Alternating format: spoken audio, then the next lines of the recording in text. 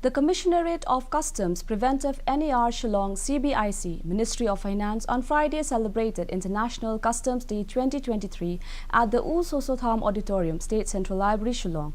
Chief Commissioner CGST Customs and Central Excise Guwahati Yogendra Garg graced the occasion as the chief guest. Speaking to media persons, Garg expressed concern over the amount of drugs coming to the northeast and said that it is a disturbing trend.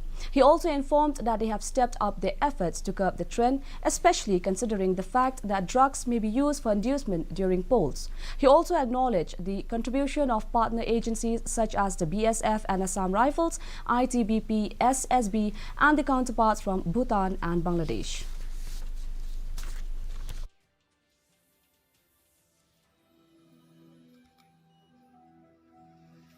Some seizures have been made.